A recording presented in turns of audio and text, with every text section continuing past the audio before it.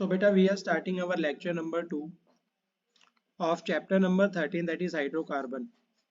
In our last lecture, we have completed the concepts of nomenclature, structure, introduction and isomerism and methods of preparation. Now in this lecture, we will study physical properties and chemical properties of alkanes. So first of all, I'll start from physical properties of alkanes.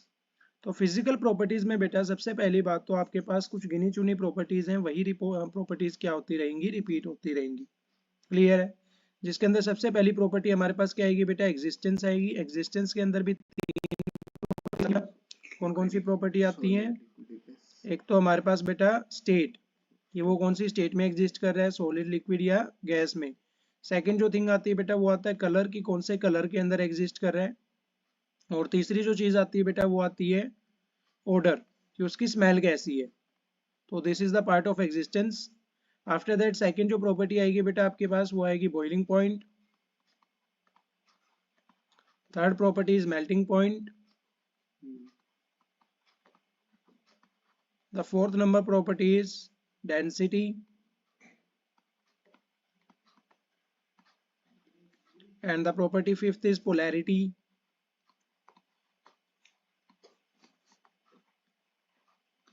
And many more. तो इस तरीके से जो है बेटा एक और property है सोल्यूबिलिटी। तो बहुत सी मतलब जो भी फिजिकल अपीयरेंस को डिफाइन कर रही है, कोई भी हमारे पास एक कंपाउंड है, उस कंपाउंड की फिजिकल अपीयरेंस को डिफाइन करने वाली प्रॉपर्टीज को हम क्या बोलते हैं बेटा, फिजिकल प्रॉपर्टीज बोलते हैं। क्लियर है? तो इसके अंदर सबसे पहली जो प्रॉपर्टी है बेटा that is polarity of alkanes. Alkanes की पोलैरिटी के ऊपर बात करते हैं। तो पोलैरिटी क्या होती है? Polarity is just a shifting of electrons, कि आपके पास कोई भी एक एलिमेंट है ए, एक एलिमेंट है बी, मान लो दोनों एलिमेंट्स डिफरेंट है तो दोनों की इलेक्ट्रोनेगेटिविटी भी क्या होगी, डिफरेंट होगी। मैं लेके चल रहा हूँ कि सर इलेक्ट्रोनेगेटिविटी ऑफ ए जो है वो कम है, किससे? इलेक्ट्रोनेगेटिविटी ऑफ बी से। और हमें पता है कि इलेक्ट्रॉन शिफ्ट हो जाते हैं, किस साइड शिफ्ट होते हैं बेटा, towards the more electronegative element. Electronegativity होती क्या है, इलेक्ट्रॉन्स को खींचने की टेंडेंसी। तो बी क्या करेगा, अपनी तरफ इलेक्ट्रॉन्स को खींचेगा, तो इलेक्ट्रॉन्स किसकी तरफ शिफ्ट हो जाएंगे, बी के तरफ। इसके ऊपर कौन सा चार्ज जाएगा, पार्शियली नेगेटिव, इसके ऊपर पार्शियली पॉजिटिव। दो पोल्स क्रिएट हो जाएंगे, that is known as dipole. तो अगर शिफ्टिंग ऑफ इलेक्ट्रॉन्स हो रही है then it is be considered as a polarity. लेकिन अगर हमारे पास दो सेम ग्रुप हैं तो इलेक्ट्रॉन्स कहाँ पे रहेंगे बेटा, बीच में रहेंगे। That will be a non polar compound, क्योंकि किसी भी टाइप की कोई भी शिफ्टिंग ऑफ इलेक्ट्रॉन्स नहीं होगी। Alkanes are non polar in nature. Alkanes के अंदर क्या होता है बेटा, कार्बन, सिंगल बॉन्ड कार्बन। तो ये नेचर में कैसे होते हैं, नॉन पोलर होते हैं, because of the same electronegativities of carbon atoms, क्योंकि दोनों कार्बन की इलेक्ट्रोनेगेटिविटी क्या होगी, सेम होगी। आफ्टर दैट एग्जिस्टेंस की बात करें बेटा, तो एग्जिस्टेंस में सबसे पहली चीज क्या आएगी, state, colour and order. The force of attraction present in them is wonder Waals forces. तो वो जो फोर्स ऑफ अट्रैक्शन है बेटा इनके अंदर वो कौन सा प्रेजेंट होता है, van der Waals force. Due to which the lower members, जो छोटे मेंबर्स है, that is C1 C2, that is C1 to C4 exist as gases. वो कौन सी स्टेट में एग्जिस्ट करते हैं बेटा, गैसीय स्टेट में। और C5 से C7 तक जो है बेटा वो कौन सी स्टेट में एग्जिस्ट करते हैं, लिक्विड में। And higher ones are solid, और इससे ज्यादा वाले क्या होते हैं बेटा, सॉलिड स्टेट के अंदर एग्जिस्ट करते हैं। C4 वाली गैस को बताओ मेरे को, C4 वाली गैस को क्या कहते हैं, C4 वाली गैस ब्यूटेन कहते हैं। ब्यूटेन कहाँ पाई जाती है बताओ मेरे को, in our starting of chapter we have considered butane is in LPG, liquefied petroleum gas. After that boiling point. Boiling point के अंदर बेटा आपको दो चीजें याद रखनी है, ध्यान से सुनना। Boiling point is directly proportional to surface area. Boiling point जो होता है बेटा वो डायरेक्टली प्रोपोर्शनल होता है सरफेस एरिया के, और इनवर्सली प्रोपोर्शनल होता है स्टेरिक इंडेंस के। अब सर ये होता क्या है, ये हम अभी देखेंगे बेटा आगे। तो because of non polar character, क्योंकि बेटा अल्केन्स का कैरेक्टर कैसा होता है, नॉन पोलर होता है, इनका बॉइलिंग पॉइंट भी क्या होता है बेटा, कम होता है। The boiling point increase with increase in the number of carbon atoms. अगर मैं नंबर ऑफ कार्बन एटम्स को इंक्रीज कर रहा हूँ तो बॉइलिंग पॉइंट भी क्या होगा, बढ़ेगा, due to increase in van der Waals forces of attraction. तो अगर मैं सरफेस एरिया इंक्रीज कर रहा हूँ, फॉर एग्जाम्पल यहाँ पे मेरे पास 3 कार्बन है और यहाँ पे मेरे पास 4 कार्बन है, तो which one will have more boiling point? किसका होगा बेटा? 4 वाले का, क्योंकि बॉइलिंग पॉइंट जो होता है बेटा वो डायरेक्टली प्रोपोर्शनल होता है किसके? सरफेस एरिया के। जितना सरफेस एरिया में इंक्रीज करूंगा उतना बॉइलिंग पॉइंट क्या होता चला जाएगा बेटा? इंक्रीज होता चला जाएगा। क्लियर है? आफ्टर दैट इसके अंदर सेकंड पॉइंट क्या है? Steric index. स्टेरिक इंडेक्स को समझते हैं। स्टेरिक इंडेक्स कुछ नहीं होता बेटा, स्टेरिक इंडेक्स का मतलब होता है भीड़ भाड़। भीड़ भाड़ मतलब कितने ज्यादा अल्काइल ग्रुप्स उसके ऊपर प्रेजेंट है, कितनी ज्यादा हमने उसके अंदर ब्रांचिंग कर रखी है। However with increase in branching, अगर हम ब्रांचिंग को इंक्रीज करते हैं तो सरफेस एरिया क्या हो जाता है? डिक्रीज हो जाता है, and hence van der Waals force decreases and hence the boiling point decreases. Boiling point भी क्या होता है? डिक्रीज होता है। तो यहाँ पे बेटा हम बात कर सकते हैं कि अगर बात करें किसकी? बॉइलिंग पॉइंट की in terms of steric index या फिर ब्रांचिंग, तो ब्रांचिंग करने से बॉइलिंग पॉइंट क्या होता है? डिक्रीज होता है। Therefore boiling point is inversely proportional to the branching. Clear है? For example CH3 CH2 CH2 CH3 butane has more boiling point than 2 methyl propane. ये सर एक तो हमारे पास 4 कार्बन है, अगर मैं इस कार्बन को उठा के सेकेंड वाले कार्बन पे ले आऊं तो ध्यान से देखो बेटा, यहाँ पे सरफेस एरिया क्या हो गया है? रिड्यूस हो गया है। यहाँ पे ज्यादा सरफेस एरिया है। यहाँ पे ब्रांचिंग क्या हो गई है? इंक्रीज हो गई है। यहाँ पे ब्रांचिंग क्या है? कम है। तो बॉइलिंग पॉइंट किसका ज्यादा होगा बेटा? 4 कार्बन एटम्स का बॉइलिंग पॉइंट क्या होगा? ज्यादा होगा, which are in a straight chain. और ब्रांचिंग करने के बाद बॉइलिंग पॉइंट क्या हो गया है? रिड्यूस हो गया है। Then we have melting point. Melting point की बात करें तो बेटा melting point is directly proportional to the symmetricity. Melting point किसके डायरेक्टली प्रोपोर्शनल होता है? सिमेट्रिसिटी के। जितना ज्यादा सिमेट्रिक कंपाउंड होगा उतना ही ज्यादा क्या होगा बेटा? मेल्टिंग पॉइंट होगा। जितना कम सिमेट्रिक कंपाउंड होगा उतना ही कम क्या होगा बेटा? मेल्टिंग पॉइंट होगा। तो it not only depends on mass, ये सिर्फ मास पे डिपेंड नहीं करता but also on the structure of hydrocarbon, ये स्ट्रक्चर के ऊपर भी डिपेंड करता है। So alkane with odd number of carbon atoms has low melting point. जिन कार्बन का नंबर कैसा होगा बेटा? ओड नंबर होगा, उनका मेल्टिंग पॉइंट क्या होगा? कम होगा। And alkanes with even number of carbon atoms have high melting point, और even number of carbon atom का क्या होगा? हाई होगा। ऐसा क्यों होगा sir? Because they have symmetrical structure. Even number of carbon atom में स्ट्रक्चर कैसा होता है? Symmetrical. So they fit better in crystal lattice. तो एक क्रिस्टल लैटिस होती है बेटा, वो उसके अंदर आसानी से फिट हो जाते हैं, कोई ब्रांच नहीं रहती। अगर ब्रांच रह जाती है तो मेल्टिंग पॉइंट क्या करना पड़ेगा हमें? कम लगेगा, उस वो ब्रांच क्या हो जाएगी? उसी टाइम मेल्ट हो जाएगी। लेकिन यहाँ पे किसी भी टाइप की कोई भी ब्रांच बाहर नहीं रहती, वो पूरी क्रिस्टल लैटिस में आ जाती है, तो हमें ज्यादा मेल्टिंग पॉइंट देना पड़ता है इसको मेल्ट करने के लिए। Due to this their melting point is high. तो अब आप देख सकते हैं यहाँ पे मैं बना रहा हूँ बेटा, 4 कार्बन एटम्स हैं और यहाँ पे 5 कार्बन एटम्स हैं। तो बताओ इनमें से मेल्टिंग पॉइंट ज्यादा किसका होगा? 4 कार्बन एटम्स का, क्योंकि यहाँ पे सिमेट्रिकल स्ट्रक्चर है, यहाँ पे क्या है? अनसिमेट्रिकल स्ट्रक्चर है। तो even number of carbon atoms have more melting point than odd number of carbon atoms. Clear है? Then we have for example pentane has low melting point. Pentane का melting point क्या होता है? Low होता है। Then hexane, hexane से, because hexane has symmetrical structure, क्योंकि hexane का स्ट्रक्चर कैसा होता है? सिमेट्रिकल होता है। अभी अभी पढ़ा हमने। ये हमारे पास 5 कार्बन एटम्स हैं और यहाँ पे हमारे पास कितने कार्बन एटम्स है बेटा? 6 कार्बन एटम्स हैं। तो which one will have more melting point? B और A? B will have more melting point than A because it has symmetrical structure and A has unsymmetrical structure. Clear है? Then we have solubility. Solubility के लिए आपको एक चीज याद रखनी है, क्या? Like dissolve like, like dissolve like, like dissolve like का मतलब क्या है? Like dissolve like का मतलब ये है बेटा कि पोलर सॉल्यूट है तो कौन से सॉल्वेंट में डिसॉल्व होगा? पोलर सॉल्वेंट के अंदर ही डिसॉल्व होगा। Polar solute will dissolve in polar solvent. But if we have non-polar solute, if we have non-polar solute, then it will dissolve into non-polar solvent. कि पोलर है जो sir वो polar में dissolve होगा और नॉन पोलर जो है वो नॉन पोलर सॉल्वेंट में डिसॉल्व होगा। Therefore the quotation is like dissolve like. Clear है? So we know hydrocarbons are non polar, ये नॉन पोलर है तो कहाँ पे डिसॉल्व होंगे बेटा? नॉन पोलर सॉल्वेंट्स के अंदर ही डिसॉल्व होंगे। अच्छा मेरे को ये बताओ, वाटर जो है वो पोलर होता है या नॉन पोलर होता है? वाटर पोलर होता है बेटा। क्यों? क्योंकि ऑक्सीजन है सर, ऑक्सीजन के साथ क्या लगे हुए हैं? हाइड्रोजन लगे हुए हैं। तो ये क्या करेगा? इलेक्ट्रॉन्स को अपनी तरफ शिफ्ट कर लेगा। कौन सा चार्ज आएगा? Partially negative, and created the partial positive positive charge, तो it is polar in nature. अच्छा ये पोलर है और ये नॉन पोलर है, क्या हाइड्रोकार्बन्स वाटर में डिसॉल्व हो जाएंगे? वाटर कैसा है बेटा? पोलर है। हाइड्रोकार्बन्स कैसे हैं? नॉन पोलर है। नॉन पोलर पोलर में डिसॉल्व हो जाएगा क्या? नहीं होगा। तो नॉन पोलर डिसॉल्व नहीं हो रहा है सर, पोलर के अंदर हाइड्रोकार्बन्स वाटर में डिसॉल्व नहीं होंगे। So they are not soluble in H2O but soluble in organic solvents. लेकिन ऑर्गेनिक सॉल्वेंट्स के अंदर क्या हो जाते हैं? डिसॉल्व हो जाते हैं, जैसे कि CCl4, कार्बन टेट्राक्लोराइड। क्लियर है? Then we have density. Density का क्या मतलब होता है बेटा? मास पर यूनिट वॉल्यूम। तो जितना ज्यादा मास होगा उतना ही जितना ज्यादा मास आ सकता है पर यूनिट वॉल्यूम के अंदर। वॉल्यूम क्या होता है? स्पेस ही तो होता है।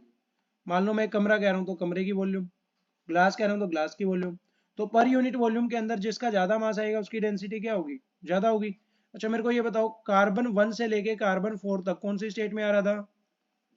गैसियस स्टेट में। C4 से C7 तक कौन सी स्टेट में था? लिक्विड। C7 से हायर वंस कौन सी स्टेट में था? सॉलिड। अच्छा मेरे को ये बताओ कि अगर मैं बात कर रहा हूँ पर यूनिट वॉल्यूम की, तो पर यूनिट वॉल्यूम के अंदर ज्यादा गैस आएगी, ज्यादा लिक्विड आएगी, या ज्यादा सॉलिड आएगा? गैस। ज्यादा सॉलिड आएगा, क्योंकि सॉलिड के पार्टिकल्स क्या होते हैं? बिल्कुल पास पास होते हैं। गैस के पार्टिकल्स क्या होते हैं? दूर दूर होते हैं। क्लियर है? तो अगर सॉलिड स्टेट में है तो हमारे पास बेटा वो ज्यादा वे स्पेस को ऑक्यूपाई करेगा, ज्यादा मास आएगा उसका। ज्यादा मास पर यूनिट वॉल्यूम तो ज्यादा डेंसिटी। क्लियर है? तो सॉलिड जो है उसका मास ज्यादा आएगा पर यूनिट वॉल्यूम में, therefore its density is high. तो ये कब हो रहा है? जब 7 कार्बन एटम से ज्यादा हो। तो अगर नंबर ऑफ कार्बन एटम्स ज्यादा होते हैं तो डेंसिटी क्या होगी? ज्यादा होगी। Number of carbon atoms come होते हैं तो डेंसिटी क्या होगी? कम होगी। तो it is lighter than water, it increases with increasing in number of carbon atoms. Clear है? अगर मैं बात करूं आपसे C4H8 एंड C20H22 की, तो किसकी डेंसिटी ज्यादा होगी? इस वाले की। क्लियर है? Because it is solid in nature and solid is present in per unit volume, here gas is present in per unit volume. Clear? Then we have chemical properties of alkanes. Chemical properties of alkanes में मैंने आपको बताया था, इसके अंदर हम ये पढ़ेंगे बेटा कि हाइड्रोकार्बन किस तरीके से किसी सब्सटेंस के साथ रिएक्ट करके कौन से प्रोडक्ट की फॉर्मेशन कर रहा है। क्लियर है? तो इसके अंदर हमारे पास रिएक्टेंट कौन होगा? हाइड्रोकार्बन होगा। क्लियर है?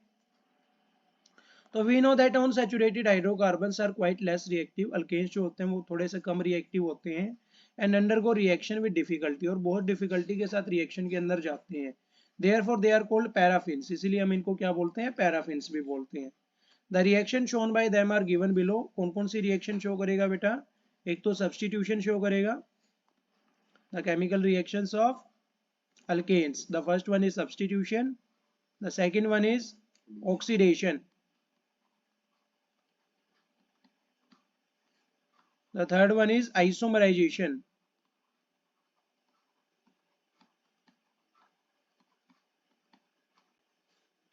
fifth one is thermal decomposition,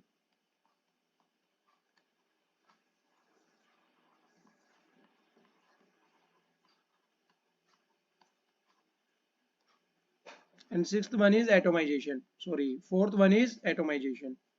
clear है? तो इन रिएक्शंस को क्या करते हैं? ये शो करते हैं। तो एक एक करके हम इन रिएक्शंस को क्या करेंगे? स्टडी आउट करेंगे। तो ध्यान से देखो बेटा, सबसे पहली जो रिएक्शन है वो कौन सी है? Substitution reaction. तो in this one or more hydrogens are replaced by other atoms. एक या एक से ज्यादा हाइड्रोजन रिप्लेस कर लिए जाते हैं, किससे? दूसरे एटम से। For example halogenation. क्या करवा रहे हैं बेटा? हेलोजिनेशन। हेलोजिनेशन क्या होता है? Addition of halogen atom. Halogen atom कौन सा होता है बेटा? जो गैसीय स्टेट में सॉरी जो एक इलेक्ट्रॉन को गेन करने की टेंडेंसी रखे, that is fluorine, chlorine, bromine, iodine, these are halogens. And ये कौन सी स्टेट में एग्जिस्ट करते हैं बेटा? In gaseous state. तो इसीलिए हम इसको क्या लिखते हैं? एज X2 लिखते हैं। क्लियर है? तो in it the substitution bye halogen atom occur, that is यहाँ पे मैं आपसे बात कर रहा हूँ कि हाइड्रोकार्बन ले रहा हूँ मैं कोई भी, तो CH4 इसके अंदर मैं हेलोजन ऐड करवा रहा हूँ, कौन सा हेलोजन ऐड करवा रहा हूँ, चलो क्लोरीन ऐड करवा रहा हूँ, तो Cl2 क्या हो जाएगा, ऐड हो जाएगा। क्लियर है। ऑर्डर ऑफ रिएक्टिविटी की बात करें तो सबसे ज्यादा किसकी होती है, फ्लोरीन की, after that chlorine, after that bromine and the last one is iodine. Out of them chlorine shows this reaction to an efficient level. सबसे ज्यादा एफिशिएंटली कौन सा शो करता है बेटा, क्लोरीन शो करता है।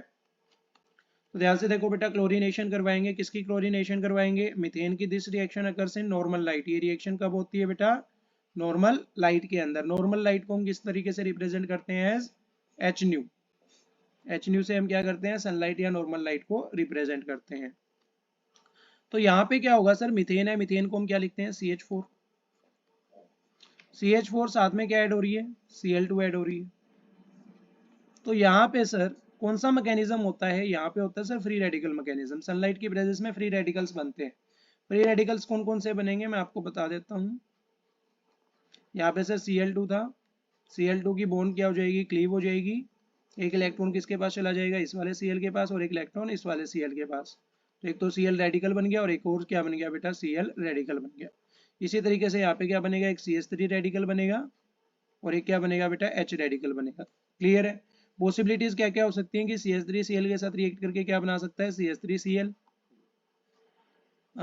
HCl के साथ रिएक्ट करके क्या बना सकता है, HCl। CH3 के साथ ही रिएक्ट करके क्या बना सकता है, C2H6। और हाइड्रोजन हाइड्रोजन के साथ रिएक्ट करके क्या बना सकता है बेटा, H2 गैस। क्लियर है। तो सबसे ज्यादा पॉसिबिलिटी किसकी आती है बेटा, CH3Cl एंड HCl की। तो इसीलिए हम इनको क्या कर देते हैं, डिनाई कर देते हैं, because their yield is less. तो यहाँ पे आप देख सकते हो बेटा, CH4 है, Cl2 है, इसको इस तरीके से भी याद किया जा सकता है, एक Cl के साथ एक हाइड्रोजन रिएक्ट करके क्या बनाएगा, HCl। और यहाँ पे हमारे पास क्या बचा हुआ है, CH3Cl के साथ रिएक्ट करके क्या बनाएगा, CH3Cl। क्लियर है। अब सर ये रिएक्शन यहाँ पे स्टॉप नहीं होती है।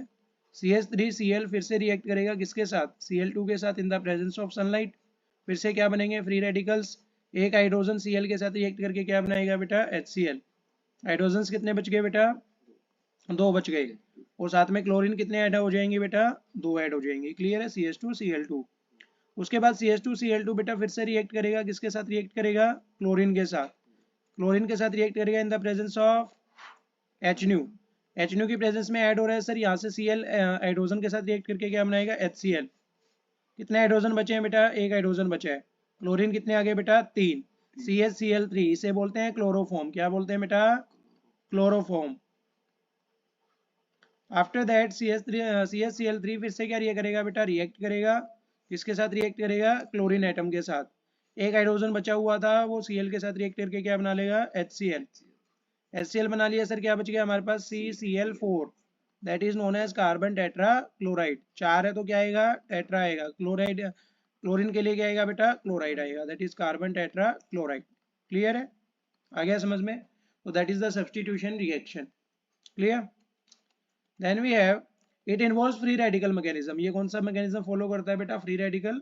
मैंने आपको अभी भी बताया, CH4 है, CH4 के अंदर एक तो कौन सा रेडिकल बनेगा, CH3 रेडिकल, और एक कौन सा बनेगा, हाइड्रोजन रेडिकल। एक इसी तरीके से Cl2 के अंदर एक तो क्लोरीन रेडिकल और एक और क्या बनेगा बेटा, क्लोरीन रेडिकल। पॉसिबिलिटीज क्या क्या आएंगी, CH3 के साथ रिएक्ट करके क्या बना ले, C2H6। HCl के साथ रिएक्ट करके क्या बना ले बेटा, HCl। Cl के साथ रिएक्ट करके Cl2 ही बनाएगा, लेकिन वो तो बना हुआ था सर। हाइड्रोजन हाइड्रोजन के साथ रिएक्ट करके क्या बना ले, H2। और CH3Cl के साथ रिएक्ट करके क्या बना ले, CH3Cl। तो there yield is high and the yield of this products is low. Clear है, आ गया समझ में। तो ये 3 स्टेप्स में होता है बेटा। सबसे पहला जो स्टेप होता है हमारे पास,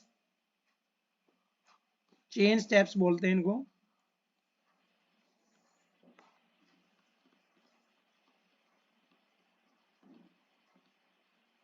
तो ये जो मैकेनिज्म है बेटा, ये आपका क्लास 12 में फिर से आएगा। That is a part of propagation, termination, ये सारे पार्ट्स क्या है, हम उसके अंदर स्टडी करेंगे। क्लियर है। Then we have substitution reaction. If we take comparatively bigger alkane, अगर हम बड़ा अल्केन ले लेते हैं, देन वी गेट आइसोमर्स। तो हमें क्या मिलते हैं बेटा, आइसोमर्स मिलते हैं। फॉर एग्जांपल मैंने यहाँ पे ले लिया, ब्यूटेन ले लिया, that is CH3, CH2, CH2, and CH3। अगर मैं इसकी क्लोरीनेशन करवा रहा हूँ बेटा, तो क्लोरीन की प्रेजेंस में ये रिएक्ट करके क्या बनाएगा, इसे बनाना तो क्या चाहिए, CH3 CH2 CH2 और लास्ट में CH और ऊपर क्या लग जाए, क्लोरीन एटम लग जाए। क्लियर है। लेकिन ये आइसोमर बना लेता है, क्या बना लेता है, आइसोमर, दैट इज CH3, यहाँ पे कार्बन एटम, यहाँ पे क्या आ गया सर, CH3 आ गया, और यहाँ पे भी क्या है, CH3, और नीचे क्या लग गया, क्लोरीन एटम लग गया। क्लियर है। तो बनाना तो ये चाहिए था, लेकिन बना क्या लिया, आइसोमर। तो अगर हम कंपैरेटिवली बिगर अल्केन लेते हैं तो हमारे पास किसकी फॉर्मेशन होती है, आइसोमर की फॉर्मेशन होती है। Then we have second one is oxidation reaction. Oxidation क्या होती है बेटा, addition of oxygen is known as oxidation. तो it is the reaction with oxygen. This reaction में भी अनकंट्रोल, क्या तो ये अनकंट्रोल हो सकती है या फिर क्या होगी बेटा, कंट्रोल ऑक्सीडेशन होगी। अनकंट्रोल में भी दो आती हैं, एक तो कंप्लीट कंबशन और एक इनकम्प्लीट कंबशन।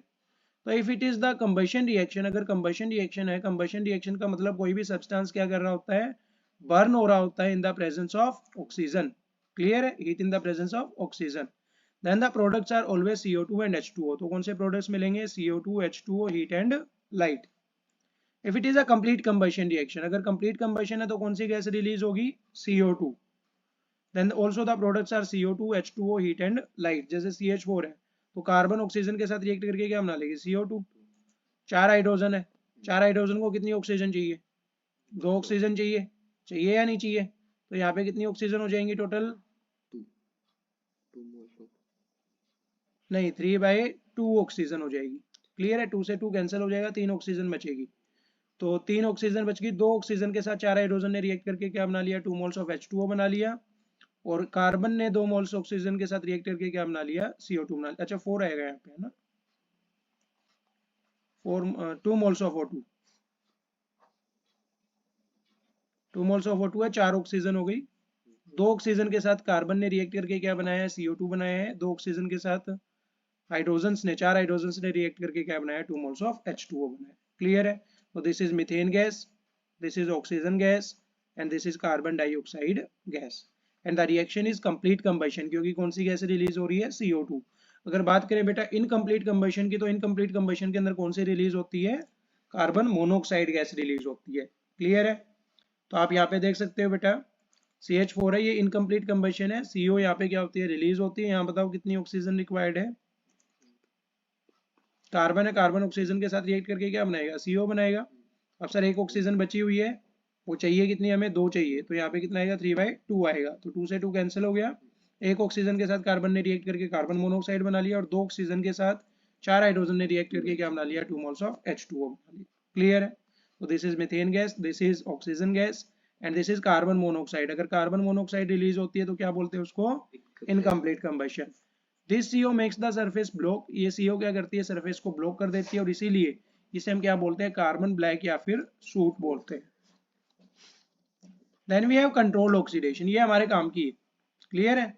ये तो थी अनकंट्रोल्ड ऑक्सीडेशन की, अपनी आप ही हो रही है। लेकिन अगर कंट्रोल ऑक्सीडेशन की बात करें तो कंट्रोल ऑक्सीडेशन किसकी प्रेजेंस में होती है, कैटलिस्ट की प्रेजेंस में होती है। कि कैटलिस्ट क्या करेगा, हाइड्रोकार्बन के सब्सटेंसेस के बीच वाली बॉन्ड को ब्रेक कर देगा, जिसके कारण ऑक्सीजन इसके साथ क्या हो जाएगी, ऐड हो जाएगी, और कुछ प्रोडक्ट्स की क्या करेगी, फॉर्मेशन करेगी। तो अगर इन द प्रेजेंस ऑफ कैटलिस्ट, अगर कैटलिस्ट की प्रेजेंस में ऑक्सीडेशन ऐड, ऑक्सीजन ऐड हो रही है, तो उसे हम क्या बोलते हैं बेटा, controlled oxidation. And on the basis of catalyst, catalyst के बिहाफ पे प्रोडक्ट्स की क्या होगी बेटा, फॉर्मेशन होगी। Like in presence of copper, अगर कॉपर की प्रेजेंस में ऑक्सीजन को ऐड करवा रहे हैं, यहाँ पे CH4 है, यहाँ पे कॉपर की प्रेजेंस में ऑक्सीजन को क्या करवाया बेटा, मैंने ऐड करवाया। तो कॉपर की प्रेजेंस में अगर मैं ऑक्सीजन को ऐड करवाता हूँ, तो यहाँ पे मेरे पास किसकी फॉर्मेशन होती है, एल्कोहल की। कि मतलब CH3 के साथ क्या आ जाएगा, OH ग्रुप आ जाएगा। क्लियर है बेटा, आ गया समझ में।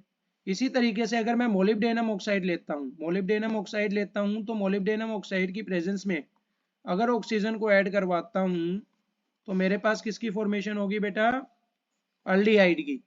दैट इज कार्बन, कार्बन के ऊपर डबल बॉन्ड ऑक्सीजन आ जाएगी, और दोनों तरफ क्या लगे होंगे, हाइड्रोजन एटम्स। क्लियर है।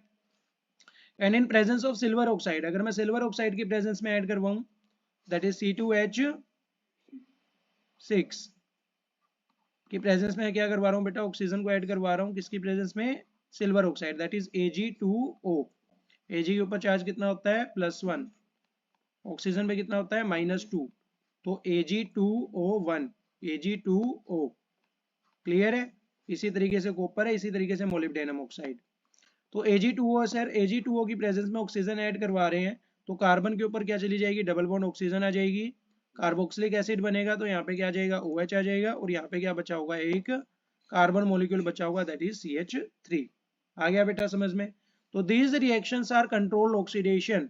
Why? What do you mean by controlled oxidation and these are controlled oxidation? Why? Control oxidation क्या होती है sir? Addition of oxygen in the presence of catalyst, and these reactions are occurring in the presence of catalyst, therefore these all the reactions are controlled oxidation। clear है बेटा? then we have third reaction that is known as isomerization। isomerization का मतलब क्या होता है बेटा? Isomer में convert हो जाना। if we subject alkanes to anhydrous aluminium chloride, अगर मान लो आपके पास 4 कार्बन है, 4 कार्बन की स्टेट चेन है, क्या बोलेंगे बेटा इसको? 4 कार्बन के लिए ब्यूट आ गया, सिंगल बॉन्ड के लिए एन आ गया। इसको मैं किसके साथ रिएक्ट करवा रहा हूं बेटा? अनहाइड्रस एल्यूमिनियम क्लोराइड के साथ। क्लियर है? तो अनहाइड्रस AlCl3 के साथ रिएक्ट करूंगा तो ये क्या बना लेगा? अपना आइसोमर जनरेट कर लेगा, दैट इज क्या बन जाएगा? 2 मिथाइल प्रोपेन। या फिर इसका एक और प्यारा सा नाम है, जो लास्ट में ग्रुप लगा हुआ है, इस ग्रुप को हम क्या बोलते हैं बेटा? एक ही कार्बन पे 2 कार्बन एटम और एक वैलेंसी खाली, आइसो ग्रुप बोलते हैं। तो ये क्या बन गया सर? आइसो ब्यूटेन बन गया। तो अपने ही आइसोमर के अंदर कन्वर्ट हो गया, तो रिएक्शन को हम क्या बोलते हैं बेटा? आइसोमराइजेशन। किसकी प्रेजेंस में हुआ? अनहाइड्रस AlCl3 की प्रेजेंस में। Then we have fourth reaction that is aromatization. जैसा कि मैंने आपको बताया था कि एरोमेटाइजेशन क्या होता है? In this aromatic compounds are found are called cyclization. कि इसके अंदर क्या होता है बेटा? एरोमेटिक कंपाउंड्स के अंदर कन्वर्ट हो जाता है, या फिर साइक्लिक रिंग्स के अंदर क्या हो जाता है? कन्वर्ट हो जाता है। क्लियर है? तो एरोमेटाइजेशन के अंदर आपके पास कोई भी एक कार्बन की चेन है, मान लो 6 कार्बन की चेन है मेरे पास, 6 कार्बन की चेन है, 6 कार्बन की चेन को क्या बोलेंगे बेटा? जल्दी से बताइए। 6 कार्बन के लिए क्या आएगा? हेक्स आएगा सर। और सभी के बीच में कैसी बॉन्ड्स प्रेजेंट है बेटा? सिंगल बॉन्ड प्रेजेंस है, तो क्या आएगा? एन आएगा। अब हेक्सेन जो है वो किस में जा रहा है बेटा? एरोमेटाइजेशन में जा रहा है। किस में जा रहा है? एरोमेटाइजेशन के अंदर। तो एरोमेटाइजेशन का क्या मतलब होता है? एरोमेटिक कंपाउंड्स के अंदर कन्वर्ट हो जाना। लेकिन सर हमें यह भी तो पता होना चाहिए कि एरोमेटिक कंपाउंड्स क्या होते हैं। तो what do you mean bye aromatic compound?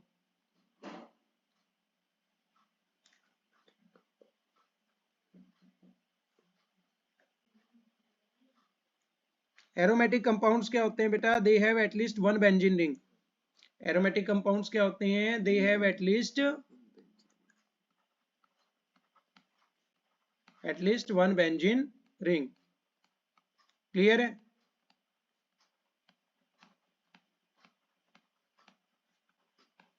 तो बेसिकली हमें इस 6 कार्बन की क्या बनानी है? एक लॉन्ग चेन बनानी है, जिसमें अल्टरनेट पोजीशन पे क्या आ रही हो? डबल बॉन्ड आ रही हो। तो इसको मैं थोड़ा सा रीअरेंज करके लिखूंगा ताकि आपको समझ में आ जाए, अदरवाइज आप बेंजीन रिंग बनाने में क्या हो जाओगे? कंफ्यूज हो जाओगे। तो मैं इसको ऐसे लिख सकता हूँ, carbon carbon carbon carbon carbon and carbon. इसको मैंने कनेक्ट नहीं किया है, अदरवाइज ये साइक्लोहेक्सेन बन जाएगा। हम किसकी बात कर रहे हैं? हेक्सेन की बात कर रहे हैं। क्लियर है बेटा? इसमें कोई परेशानी है क्या? ये भी स्टेट चेन ही है, लेकिन इसको क्या है, बस थोड़ा सा रीअरेंज करके लिखा हुआ है। अब सर हमें इसकी एरोमेटाइजेशन करनी है। एरोमेटाइजेशन के लिए जो हम कैटलिस्ट यूज करते हैं that is vanadium oxide, V2O5। Clear है बेटा? At 773 kelvin of temperature. Clear? तो V2O5 के साथ अगर हम रिएक्ट करते हैं एट 773 केल्विन टेम्परेचर, तो यहाँ से बेटा हमारे पास हाइड्रोजन गैस क्या हो जाती है? रिमूव हो जाती है। हाइड्रोजन गैस क्या हो जाती है?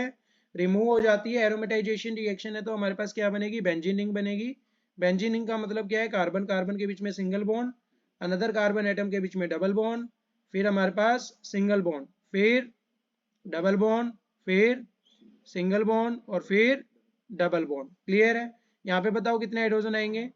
एक आएगा। यहाँ पे कितने आएंगे बेटा? एक ही आएगा। यहाँ पे एक, यहाँ पे एक, यहाँ पे एक, और यहाँ पे भी एक। Total 6 carbon having 6 hydrogen atom. समझ आया नहीं आया?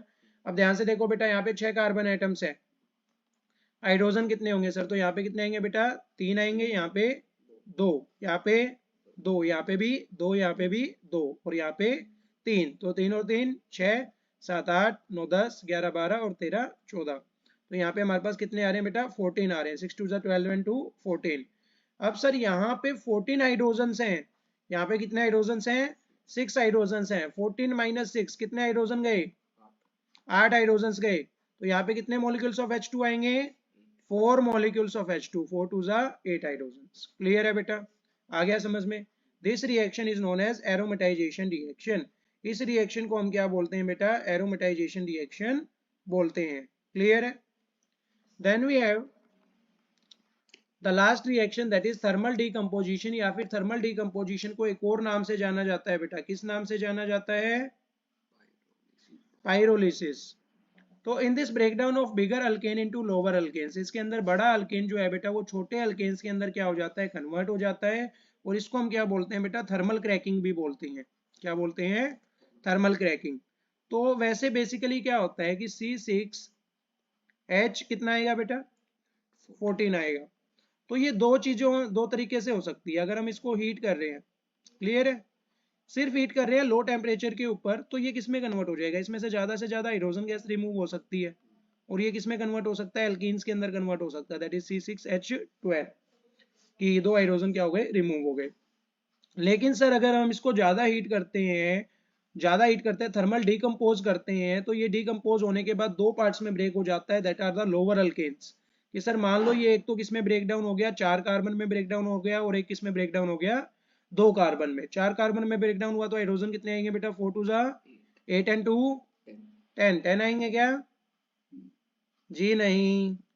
यहाँ पे सर हमारे पास अल्केन्स जो हैं वो किस में कन्वर्ट हो जाएंगे अल्कीन्स के अंदर कन्वर्ट हो जाएंगे। तो यहाँ पे हमारे पास क्या बनेगा C4H8 और C2 के साथ क्या आएगा H6 आएगा। क्लियर है कि जो लोअर मेंबर होगा वो कौन सा होगा अल्केन होगा, और जो हाइयर मेंबर होगा बेटा वो कौन सा होगा अल्कीन होगा। क्लियर है। तो this reaction is known as thermal cracking. आया समझ में। Let we have an another example that is C7H कितने आएंगे बेटा 7 2 14 एंड 2 16। इसको मैंने क्या किया पाइरोलाइज कर दिया। पाइरोलाइज का मतलब heating in the presence of high temperature. तो क्या होगा सर ये दो मॉलिक्यूल्स में ब्रेक डाउन हो जाएगा। एक तो कौन सा मॉलिक्यूल में ब्रेक हो रहा है बेटा C3 के अंदर, और एक इसमें हो रहा है C4 के अंदर। आप मुझे ये बताइए इसमें से अल्कीन कौन सा होगा अल्केन कौन सा होगा C4 will be considered as alkene, क्योंकि हाइयर मेंबर क्या होता है अल्कीन होता है, और लोअर मेंबर क्या होगा अल्केन होगा। तो इसके साथ क्या आएगा H8 आएगा, और इसके साथ कितना आएगा बेटा 3 2 6 एंड 2 8 आएगा। इसके साथ भी क्या आएगा बेटा 8 आएगा। 8 एंड 8 16, टोटल 16 हाइड्रोजन्स। आ गया समझ में। That reaction is known as thermal decomposition or pyrolysis. So that's all for today's lecture. See you in the next one, that is about alkanes.